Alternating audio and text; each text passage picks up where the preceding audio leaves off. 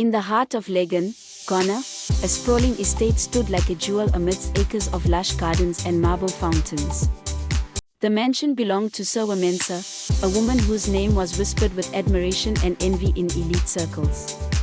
She was a self-made billionaire, the CEO of Mensah Group of companies, and the kind of woman who had clawed her way up from poverty to unimaginable wealth. At 38, Sewa had everything the world said should make one happy: a booming business empire, international recognition, and luxury cars lined like soldiers in her driveway. Yet, her heart was as hollow as the empty west wing of her mansion. Sewa had been single for over a decade. Her marriage had ended bitterly when her husband abandoned her for a younger woman, leaving her with their only child, Jojo, who was just a toddler at the time. The betrayal had left scars so deep that she vowed never to depend on any man again. Love, she told herself, was a weakness she could not afford. Instead, she poured all her energy into building her empire and raising Jojo, who had now grown into a handsome, troubled 18-year-old. Jojo had everything his peers dreamed of: the latest gadgets, a personal driver, and access to his mother's wealth. Yet, deep inside, he was drowning in loneliness. His mother's constant travels and board meetings left little time for him. The tabloids painted him as a spoiled rich kid, but no one saw the quiet sadness that lingered in his eyes. On a humid afternoon in Legon, Jojo's pain pushed him to the edge. Literally, the mango trees swayed lazily in the warm breeze near a narrow bridge on the outskirts of town. The once busy road was empty except for a solitary figure in torn trousers and a faded t-shirt, carrying a calabash filled with frothy palm wine. Kojo, the village palm wine tapper, walked barefoot, his feet callous from years of climbing trees for a living. Despite his modest appearance, his eyes held a mysterious calmness, like someone who knew more than he let on. That was when he saw Jojo, standing dangerously close to the edge of the bridge, his face pale with despair. Kojo's instincts kicked in. He dropped the calabash and sprinted forward just as Jojo leaped. With a strength that belied his slender frame, Kojo grabbed him mid-air and pulled him back to safety. Both of them landed hard on the dusty road, panting. Jojo burst into tears, and Kojo, though a stranger, wrapped his arms around him. "What are you doing, young man? Life is too precious to throw away," Kojo said softly, his accent thick but his words filled with warmth. Jojo choked out his pain, the loneliness, the pressure, the feeling of being invisible even to his own mother. Kojo listened without judgment, offering comfort in a way no one had ever done for Jojo before.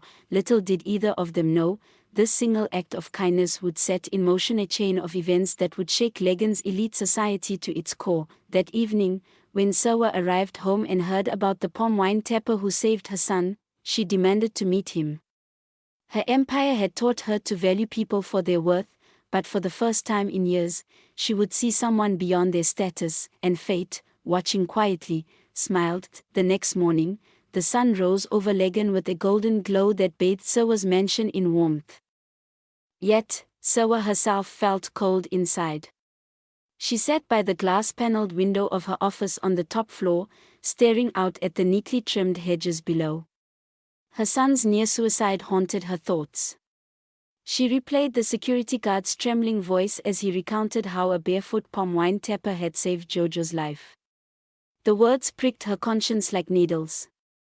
How had she, with all her wealth, failed to see her son's pain? Sewa cancelled all her meetings and insisted Jojo take her to meet his rescue. Her convoy, a sleek black Range Rover flanked by two security SUVs, rolled down a bumpy dirt road toward the outskirts of Legon. Dust rose in their wake as curious villagers peeked from behind mud walls, whispering about the wealthy woman's arrival. In that part of town, no one ever saw a billionaire come without bodyguards. Kojo was exactly where Jojo remembered him, beneath a towering palm tree, tapping its sap with a small machete. He wore the same faded t-shirt, sweat glistening on his dark skin as he worked. When he heard the sound of approaching vehicles, he paused, puzzled. The sight of the luxury convoy pulling up near his shack made him blink in disbelief. Jojo jumped out of the car and ran to him. Kojo, my Kojo, brother, this is I my can't mother, believe it's you. he said, his voice carrying a mix of gratitude and nervousness. Sewa stepped down Kojo, from her my Range brother, Rover, I dressed can't in an believe it's elegant you. emerald green jumpsuit with gold jewelry that gleamed under the sun. The contrast between her polished appearance and Kojo's simplicity couldn't have been more glaring. Yet when their eyes met, something unspoken passed between them, something neither could explain. Mr. Kojo, Sewa began, her voice soft but steady, I owe you my son's life. Thank you for saving him. Kojo wiped his hands on his trousers awkwardly. Madam, no need to thank me. Life is sacred. Anyone would have done the same. But Sewa wasn't convinced that anyone would have cared. The people in her world often looked the other way if there was nothing to gain. She stepped closer, studying him. His eyes were kind, steady, and carried a depth she hadn't seen in years, even among the wealthy men who courted her for her status. And then, in an impulsive moment that would shock not only Kojo but all of Legan's elite, Sewa spoke words that would change her life forever. Kojo, she said, her voice trembling with something she couldn't name, I want you to marry me. The air was still. Jojo's jaw dropped. Kojo stared as if she had spoken in a foreign language. The villagers watching from afar gasped audibly, Madam, what? What are you saying? Kojo stammered, looking around as if this were a prank. I have spent years surrounded by people who only see my money, Sewa continued, her voice firmer now. You saved my son without knowing who he was or what you could gain. That tells me all I need to know about your heart. I don't want status. I want kindness. I want love. Her confession sent shockwaves through everyone present. The bodyguards shifted uncomfortably. Jojo's eyes darted between his mother and Kojo in disbelief. And Kojo himself felt an unexpected pull in his chest. He had admired Sewa's strength from afar.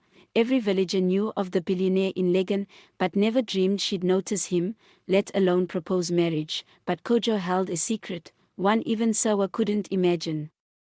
Behind his humble life as a palm wine tapper, he carried a royal lineage that he had kept hidden for years.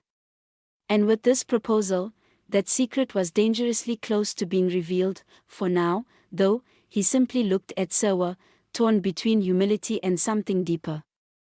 Madam, he said slowly, are you sure you know what you're asking? Sewa met his gaze, her heart pounding. Yes, Kojo. I've never been more certain. And as the villagers whispered and the sun bore witness, fate began weaving a tale that would soon explode with secrets, scandals, and a love that would defy all odds. Legan buzzed like a disturbed beehive after Sewa's audacious proposal. By evening, every social circle in Ghana's elite society had heard of it. In posh cafes and luxury offices, whispers filled the air, Sewa Mensah, the billionaire. She asked a palm wine tapper to marry her. No way. She's lost her mind. Some mocked. Some gossiped. Others secretly admired her boldness. But one thing was certain, Legan had never seen anything like this. Back in the dusty outskirts of town, Kojo sat quietly outside his small mud brick home. The stars above glittered like scattered diamonds, and the night air carried the sweet scent of palm wine fermenting in calabashes nearby. Jojo sat beside him, surprisingly comfortable despite the humble surroundings. The bond between the boy and the tapper had grown quickly since the rescue. Jojo found more peace sitting in Kojo's quiet company than in his mother's lavish mansion. Are you going to marry my mom? Jojo asked suddenly, breaking the silence. His tone carried no sarcasm, only genuine curiosity. Kojo hesitated. Your mother is a remarkable woman, Jojo. But her world and mine, they are not the same. Jojo looked at him with surprising wisdom for his age. Maybe that's what she needs. Someone real. Kojo smiled faintly, but inside, his chest tightened. Jojo didn't know the full truth. No one did. The next day, a group of strangers arrived in Legan. They wore crisp traditional Kent outfits, their movements regal, their presence commanding. The villagers whispered and bowed slightly as they passed. Among them was Nene Adam, a tall, stern man with hawk-like eyes, and Omarita, a poised woman with a graceful demeanor. To the untrained eye, they were simply wealthy travelers. But those who knew Gona's hidden nobility recognized them immediately. They were emissaries from the Ehenkra royal family, rulers of a distant kingdom in the Ashanti region, and they were looking for someone. Kojo was busy at the palm grove when he heard footsteps behind him. Without turning, he sensed who it might be. His muscles tensed. It had been years since he had seen Nene Adam. "You've hidden long enough, Prince Kojo." Nene Adam's deep voice broke the silence. Kojo froze, the machete in his hand trembling slightly. "I told you never to call me that again," he replied, his voice low but firm. Oma Grace stepped forward, her tone softer. "You cannot run forever, Kojo. Your father is aging. The elders demand your return. You are the heir to the Ehenkra throne." Kojo turned to face them, his usually calm eyes now flashing with suppressed pain. "I left that life for a reason. The palace politics, the greed, the expectations, they suffocate you. I wanted freedom. A simple life. And now you come to drag me back." Nene Adam's face remained unreadable. "Freedom does not erase duty. And now you've complicated matters by allowing yourself to be tied to Sewa Mensah. Do you think the Royal Council will approve of you marrying a billionaire commoner, no matter how powerful she is?" Kojo felt his jaw tighten. He hadn't even answered Sewa yet, but already his heart leaned toward her. Her proposal had touched something deep in him, a longing for love untainted by status. Ironically, that was exactly what she thought she was getting from him, a man with nothing to offer but kindness. She didn't know that he had more wealth and power hidden in his bloodline than she could imagine. "If she learns the truth," Oma Grace continued gently, "her world will turn upside down. Are you ready for that, Kojo?" Kojo looked away, heart pounding. The last thing he wanted was to hurt Sewa or Jojo. But fate had other plans. Already, rumors of strange, regal visitors had reached Sewa's mansion. Her curiosity was piqued. That evening, she sent one of her private investigators to follow Nene Adam and Oma Grace. In the grand halls of Sewa's home, her business associates and society friends questioned her relentlessly. "Sewa, why him? He has nothing," sneered Abigail Boateng, a longtime rival. Sewa, ever composed, replied simply, "He has what money can't buy." But that night, as she lay awake in her silk sheets, she wondered, who really is Kojo? Why do I feel like there's more to him than meets the eye? She had no idea how right she was. And soon, the truth would erupt, threatening not just her love life, but the empire she had built with her bare hands. The following week, Legan's gossip reached a fever pitch. Paparazzi loitered outside Sewa's mansion, hungry for a glimpse of the billionaire and her barefoot fiancé. Jojo, surprisingly, seemed happier. He spent more time with Kojo than ever before, visiting the grove, talking, laughing, feeling seen. But for Sewa, an undercurrent of unease had begun to creep in. The mysterious strangers who arrived in the village had not gone unnoticed. And her investigator had returned with a file that left her both shocked and curious. Late one night, Sewa sat alone in her private study, flipping through photographs taken secretly of Kojo with the regal visitors. One particular shot made her pause, Kojo standing before Nene Adam, his head slightly bowed, not like a humble villager, but like a man familiar with authority. The investigator's report claimed the strangers had called him Prince Kojo Ehenkra. The words thundered in Sewa's mind, "Prince. He's a prince." A storm of emotions raged within her. She had proposed to him thinking he was a poor man with nothing to offer except kindness. That simplicity had been the foundation of her decision. Now, she felt a mix of betrayal and confusion. Why would a prince live as a palm wine tapper? And why hadn't he told me the truth? The next day, she confronted Kojo. He was under the palm tree, as always, climbing down with practiced agility, his machete slung casually over his shoulder. When he saw her waiting, dressed in a flowing white dress and high heels, her face unreadable, his heart skipped a beat. "Sewa," he said carefully. "You look different today." "Do I?" She replied coolly, her eyes sharp. "Maybe because I've learned something new. Or should I call you Prince Kojo Ehinkara?" Kojo froze mid-step. His lips parted, but no words came out. Jojo, who had come along with his mother, looked equally stunned. "You lied to me," Sewa continued, her voice trembling now, not with rage, but hurt. "You let me believe you had nothing. I proposed to you because I wanted love free from the chains of wealth and status. But you're just like the others. You hid who you are." Kojo dropped his machete with a dull thud. "Sewa, I never meant to deceive you. I wanted a life away from the palace, away from the endless politics. My family. They suffocate with their expectations.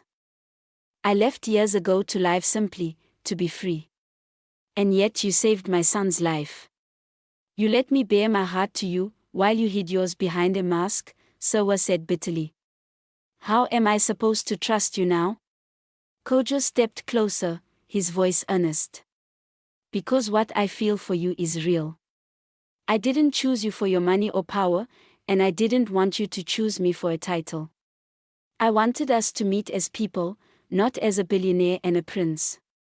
But Sewa's mind swirled. Already, the news had leaked, headlines were exploding. "Billionaire single mother falls for Ashanti prince living as a villager." The elite circles mocked her, she didn't even know who he was. "She's a fool in love." As Sewa struggled with her feelings, the royal emissaries made their move. Nana Adam visited Sewa's mansion, not to extend blessings, but to warn her. "You cannot marry Prince Kojo," Nana Adam said with unflinching authority. "The royal council will not allow it. You have too many enemies already, and they see you as a threat." Sewa's eyes narrowed. "Threat? I don't want his throne. I want his heart." "You don't understand," Oma Grace added softly. "There are forces in the palace that will do anything to stop this union, even if it means destroying you or your company." The words chilled Sewa to her core. For the first time in years, she felt fear, not for herself, but for Jojo and Kojo. Love, it seemed, had thrust her into a dangerous game she didn't even know existed. As night fell, Sewa stood on her balcony overlooking her empire. Kojo's secret had changed everything. Her heart ached with betrayal, but beneath the pain, a flicker of something else burned: resolve. If the palace wanted a war, she was ready.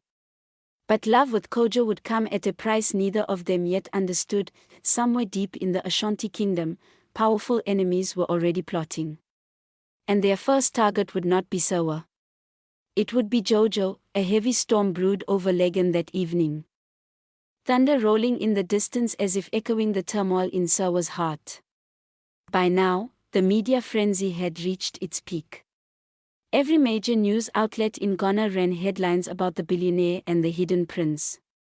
Some called it a fairy tale, others called it a scandal. But the whispers of palace resistance were true. Forces beyond Sewa's imagination were moving in the shadows. In a quiet corner of the Ashanti palace, Nana Adam sat in council with several grey-haired elders and one younger man whose sharp suit and cold eyes made him stand out: Prince Kwaku Ehinkara, Kojo's cousin and next in line should Kojo refuse the throne. Kwaku had coveted the crown for years, thriving on the politics Kojo despised. Sewa's unexpected presence in Kojo's life was an opportunity he couldn't ignore. "This woman and her son are a liability," Kwaku said coldly. "A billionaire with influence could challenge the council's control. If Kojo marries her, our power weakens. We cannot let that happen." One elder hesitated. But she's no threat if she stays out of palace matters. Kwaku's lips curled into a smirk. Her mere existence as Kojo's wife would attract attention. And attention is dangerous. We must send a message. That same night, Jojo left the mansion quietly to meet Kojo at the palm grove. He'd grown fond of the peaceful simplicity Kojo brought into his life. For the first time in years, Jojo felt like he had a father figure. But as he turned onto the dusty path, headlights flared behind him. A black SUV screeched to a halt, and masked men jumped out. Before Jojo could scream, a hand clamped over his mouth. He fought, kicking and clawing, but they dragged him into the vehicle. His phone clattered to the ground, screen cracked. Hours later, Sewa received a chilling message on her private number: "Leave Prince Kojo, or your son will pay the price." The walls of her world crumbled in an instant. Panic and fury collided inside her. Her empire had prepared her for hostile takeovers and legal battles, not this. Her heart pounded as she called Kojo. Within minutes, he arrived at the mansion, mud-streaked from running, his face pale with shock. "They have Jojo," Sewa said, clutching the message in trembling hands. "They want me to leave you." Kojo's jaw clenched. "This is my family's doing. They warned me they'd go this far." His voice was filled with guilt. "I should never have let you get caught up in this." "No," Sewa said fiercely, tears in her eyes. "This isn't your fault. They think I'm weak. They think they can use my son against me. They have no idea who they're dealing with." For the first time, Kojo saw a different side of Sewa, the fierce, relentless warrior who had built an empire from nothing. He also knew they couldn't handle this alone. "I have connections within the palace. People are loyal to me. We can find Jojo before it's too late," he said, determination hardening his voice. Meanwhile, Jojo was held in an abandoned cocoa warehouse deep in the Ashanti countryside. The masked men kept him tied to a chair. One of them removed his mask. It was Kwaku himself. He leaned close to Jojo, his voice dripping with venom. "Tell your mother the throne is not for sale, and neither is Kojo's future. If she refuses to let him go, you'll never see the lights of Legan again." Jojo glared at him through tears, but said nothing. Somewhere inside, he trusted Kojo would come. He had to. Back in Legan, Kojo prepared to return to the palace. The storm outside raged louder, wind rattling the windows, as if the heavens themselves knew what was coming. Sewa stood beside him.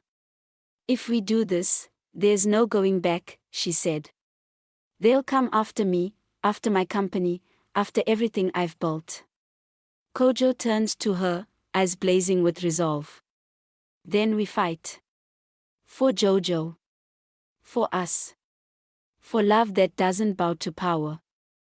For the first time in years, Sewa felt the kind of courage she thought she had lost. She nodded. "Then let's end this. Together." As the night deepened, their journey into enemy territory began. But neither of them knew that what awaited them was far more dangerous than either imagined.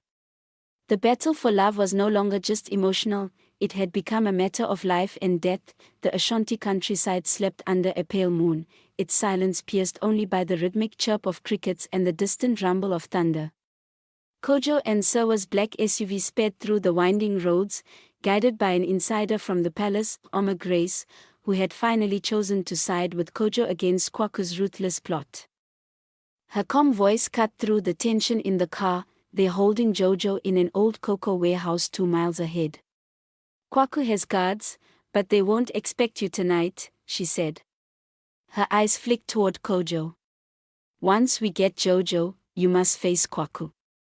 Only you can end this." Kojo's hands gripped the steering wheel, knuckles white. The weight of his past pressed down on him, his father's expectations, the years of running from the palace, and now the danger to Sewa and Jojo. He had thought love could exist apart from power.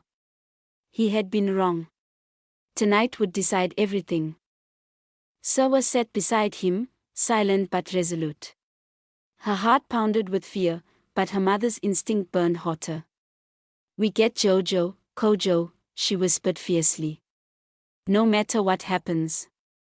He's all I have." Kojo turned his eyes to her briefly, and in that glance, there was something unspoken, a promise. "He's not just your son anymore, Sewa. He's mine too." The warehouse loomed ahead, its rusted metal roof glinting under the moonlight. Kojo parked the car in the shadows. They moved swiftly and silently, Oma Grace leading them through a hidden side entrance.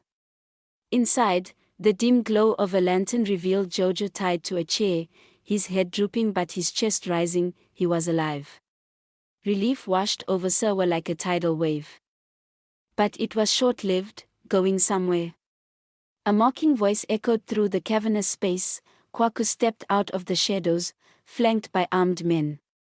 His suit was immaculate, his smirk colder than the night air. "Cousin Kojo," he drawled. "I should have known you'd come crawling back for your woman and her brat." "Release him, Kwaku," Kojo's voice rang out, low and dangerous. "This isn't the way."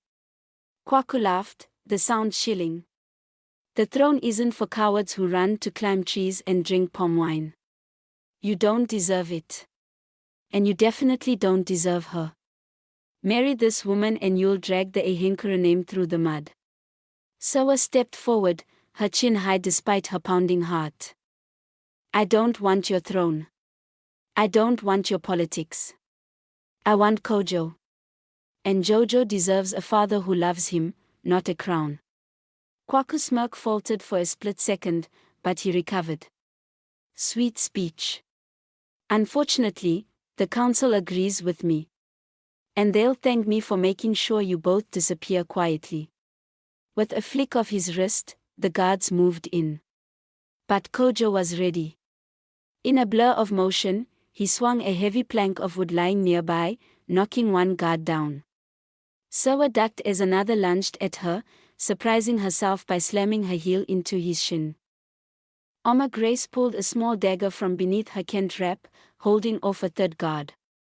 The room erupted into chaos. In the melee, Kwaku grabbed Jojo, pressing a knife to his neck. "One more step and the boy bleeds." He snarled, everything froze. Sewa's breath caught, her body trembling. Kojo stepped forward slowly, hands raised. "Kwaku, listen to me. This isn't about the throne anymore. You're better than this."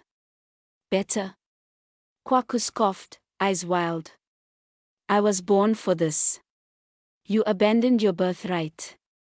Now you want it back with this woman's fortune as leverage." Kojo's eyes softened, his voice steady despite the danger. "You think the throne gives you power? You're wrong. True power is love. Something you'll never understand if you keep letting hate rule you." For a heartbeat, Kwaku hesitated.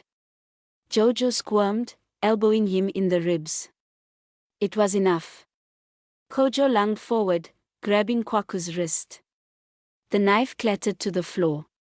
A struggle ensued, but Kojo's years of physical labor had made him stronger than Kwaku's pampered palace life.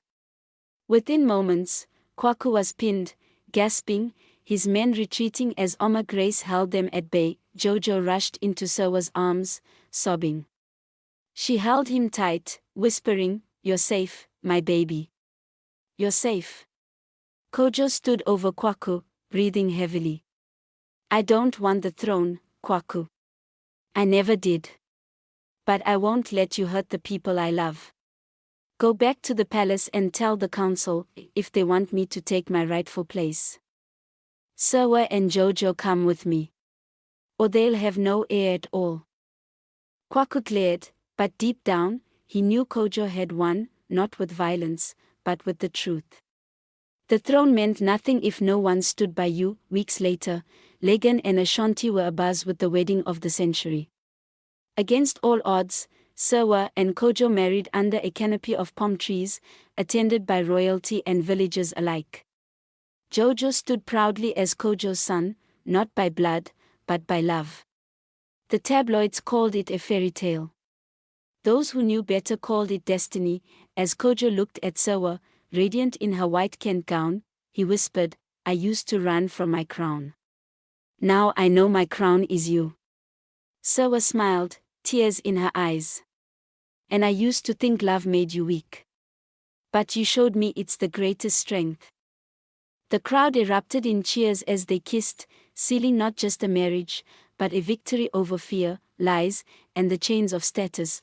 For the first time in years, Legan witnessed a love story that defied all odds, a billionaire and a barefoot prince, proving that true royalty is found in the heart.